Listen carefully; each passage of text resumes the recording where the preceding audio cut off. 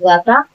దేవుని మంచి సహాయాన్ని బట్టి దేవాలయానికి కృతజ్ఞతాస్తుతులు చెల్లిస్తున్నాను. వీడియో చూస్తున్న ఏంటంటే కూడా దేవుడి పరిశుద్ధ నామములో వందనాలు తెలియజేస్తున్నాను. పరిశుద్ధ లేఖనంలో నుంచి ప్రభు ఈ దినము మనతో ఏం మాట్లాడబోతున్నాడో చూద్దాము. కీర్తనల గ్రంథము 6వ అధ్యాయము 6వ వచనంలో చూస్తున్నట్లయితే, నేను ఊహించు రమసి ఉన్నాను, ప్రతి రాత్రియు కన్నీరు విడుచుచు నా పరువు తేలజేయుచున్నాను. నా కన్నీళ్ల చేత నా పడక కొట్టుకొని పోవచ్చున్నది, విచారము చేత నా కన్నులు పడుచున్నవి. హల్లెలూయా. నాకు బాధ కలిగించు వారి చేత అవి చిరిగి ఉన్నది.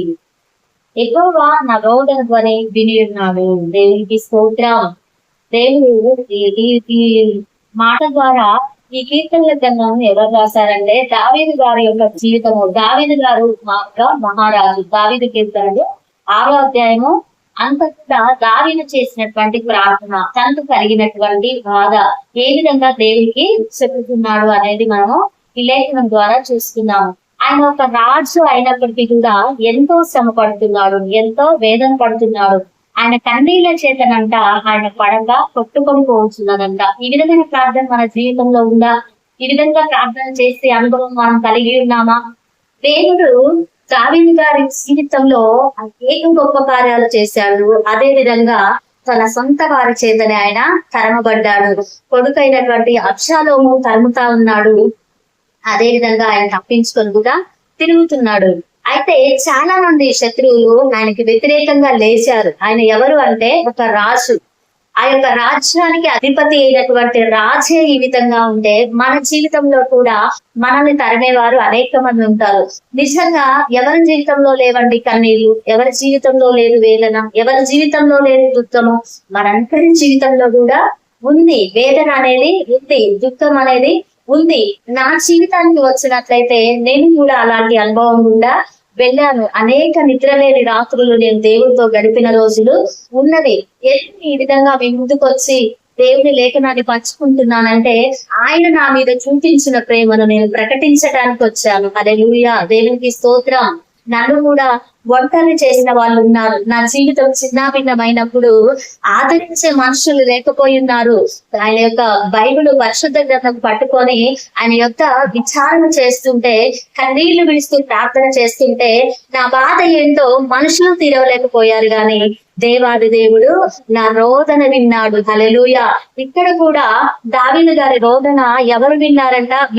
నాకు బాధ కలిగించి వారి చేత అవి చిరిగి ఉన్నవి, యెహోవా నా రోదన ధ్వని విని ఉన్నాడు. హల్లెలూయా. మనకి ఎవరు కూడా మంచి చేసే వాళ్ళు ఉండరండి. ఎందుకంటే మనం మనుషులను నమ్మటము మనము తక్కువ. ఎందుకంటే మనం నమ్మి మనం మోసపోతాం, కానీ దేవుడు మాత్రం న్యాయం చేసే దేవుడు. హల్లెలూయా. దేవునికి స్తోత్రం. మన చుట్టుపక్కల అందరూ కూడా మనకు బాధ కలిగించేవారు ఉంటారు. నా జీవితంలో కూడా జీవితం చిన్నాభిన్నమైనప్పుడు ఒక పక్క మా కుటుంబంలో మరణాలు వెంటాడుతా ఉన్నాయి, మరొక పక్క నేను ఒంటరైపోయిన పరిస్థితిలో నా దేవుడు నన్ను ఆదరించారు. చూసిన జనులంతా ఇక్కడ ఏముందంటే లేఖనము, నాకు బాధ కలిగించిన వారి చేత నా కన్నులు చిరికి ఉన్నవి. హల్లెలూయా. దేవుడికి స్తోత్రం. నేను కూడా అటువంటి బాధ గుండా వెళ్ళి ఉన్నాను. నా బాధ చూసి, నా యొక్క జీవితాన్ని చూసి నన్ను నవ్విన వారు ఉన్నారు. ఇక నా జీవితం అయిపోయిందని అనుకున్న వాళ్ళు ఉన్నారు. కానీ అయిపోయింది అని ఎవరైతే అన్నారో వారి జీవితాలు అక్కడే ఉన్నవి.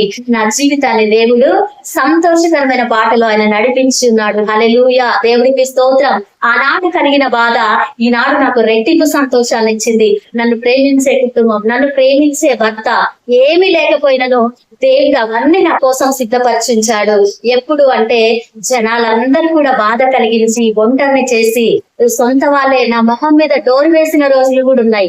ఇంట్లోకి రాకుండా ఆ విధంగా బాధ పెట్టిన మనుషుల మధ్యలో వారు కనపడకుండా పోయారు. గాని ఈ దినము దేవుడు నన్ను ఆయన సాక్షిగా నిలబెట్టి ఉన్నాడు. ఎంతో బాధ, ఎంతో శ్రమ, ఎంతో వేదన, ఎవరికి చెప్పుకోలేని దుఃఖం, నిద్రలేని రాత్రులు, ఆయన పడక ఏ విధంగా తేలుతూ కన్నీళ్ల చేత ఉందో నా జీవితంలో కూడా అలాంటి అనుభవాలు కలిగి ఉన్నాను. కాబట్టి ఈ రోజు ఈ లేఖనాన్ని విడిచిపెట్టలేనంత బంధము నాకు నా దేవునికి మధ్య ఏర్పడి ఉన్నది. ఈనాడు నా జీవితము, ఈనాడు నా కుటుంబము కట్టుకోవడానికి దేవుడు నాకు సహాయం చేసి ఉన్నాడు. మనుషులు విడిచిపెట్టొచ్చు, బాధపరిచే వారు మన చుట్టూ ఉండొచ్చు, కానీ ఆయన మన రోదన ధ్వని వినే దేవుడై ఉన్నాడు. హల్లెలూయా. ఆయన న్యాయం చేసే దేవుడు. మనుషులు అన్యాయం చేస్తారు కానీ దేవుడు న్యాయం చేస్తాడు. హల్లెలూయా.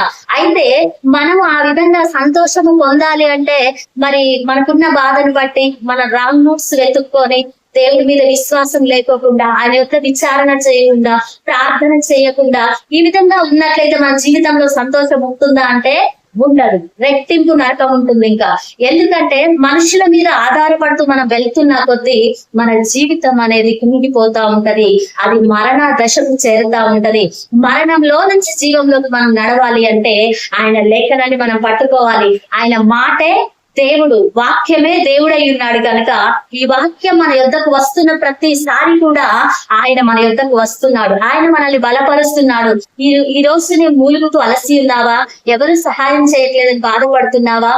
జీవితం చిన్న భిన్నం అయిపోయిందని రోదన చెందుతున్నావా? నీ చుట్టూ ఉన్న వారందరూ కూడా హేళన చేస్తున్నారని వేదన చెందుతున్నావా? భయపడవద్దు సహోదరి, భయపడవద్దు, బాధపడవద్దు సహోదరుడా, భయపడవద్దు. ఎందుకంటే మన రోదన ధ్వని ఆయన వినేలాగా మన కన్నీరు ఆయన యుద్ధం విడిచినప్పుడు తప్పక దేవుడు మన జీవితంలో కార్యం చేస్తాడు. దావీదు గారి జీవితంలో కూడా శత్రువులను తరిమాడు, శత్రువులను సిగ్గుపరిచాడు. ఇక్కడ కింద లేఖనంలో మనం చూసినట్లయితే 10వ వచనంలో నా శత్రువులందరూ సిగ్గుపడి బహుగా ఆదరుచున్నారు. హల్లెలూయా. శత్రువులను సిగ్గుపరిచే దేవుడు. మన జీవితం చిన్న భిన్నము కావాలని అనేక మంది పనిగట్టుకొని వస్తారండి. అనేక మంది పాడు చేయడానికి వస్తా ఉంటారు. అయినా సరే వాళ్ళు సిగ్గుపడే విధంగా మన జీవితం ఉండాలంటే మనము లేఖనాన్ని పట్టుకోవాలి. మనం దేవాది దేవుని పట్టుకోవాలి. ఆయనని ఏ రోజైతే విడిచిపెడతావో ఆ రోజు నీ జీవితం చిన్న భిన్నమైపోతుంది. ఎప్పుడైతే చిన్న భిన్నమైనటువంటి జీవితంలోకి నా యేసయ్య చెయ్యిని పట్టుకొని ఆయనను ఆహ్వానిస్తావో నీ జీవితము ధన్యకరంగా ఉంటుంది. అనేక జనులకు ఆశీర్వాదకరంగా ఉంటుంది. చిన్న భిన్నమైన నా జీవితంలో నా గోల్స్ అన్ని పోయినాయి, నా చదువు మీద ఉన్నటువంటి ఇంట్రెస్ట్ పోయింది, మనసులో ఏదో ఒకటి సాధించాలనేటువంటి తపన నాలో ఉన్నప్పటికీ కూడా నాకు సహాయం చేసేవారు లేకపోయారు. ఇవన్నీ కూడా దేవుడి ముందు పెట్టి ప్రార్థన చేసినప్పుడు అవన్నీ కూడా దేవుడు సఫలం చేస్తా ఉన్నాడు. దేవుడు ఏ విధంగా అంటే ఒక వ్యక్తిని లేపుతాడు. హల్లెలూయా. దేవునికి స్తోత్రం. నా జీవితంలో నా భర్తను లేపాడు.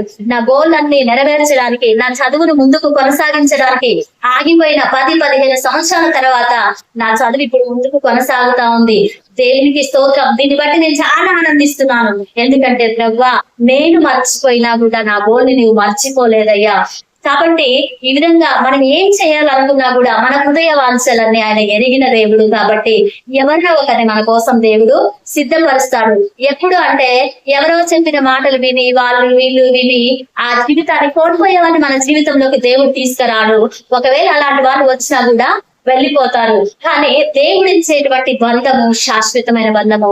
ఆయన ప్రేమను కలిగిన వారిని మన జీవితంలోకి తీసుకొచ్చే విధంగా మనం ప్రార్థనా జీవితం కలిగి ఉన్నట్లయితే శత్రువులందరి దేవుడు సిగ్గుపరుస్తాడంట.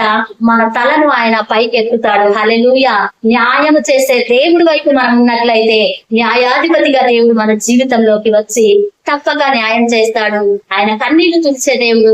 మీనా కన్నీళ్లను తుడిచి దేవుడు ఆయన అనుకున్నటువంటి ప్రణాళికలో దేవుడు మనల్ని నిలబెట్టబోతున్నాడు. నీ కన్నీళ్ళు కూడా దేవుడు తుడబోతున్నాడు.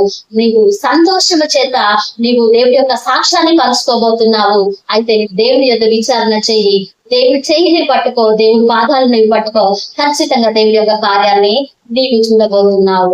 ఆమేన్. ఈ మాటలు దేవుడు దీవించును గాక. ఆమేన్.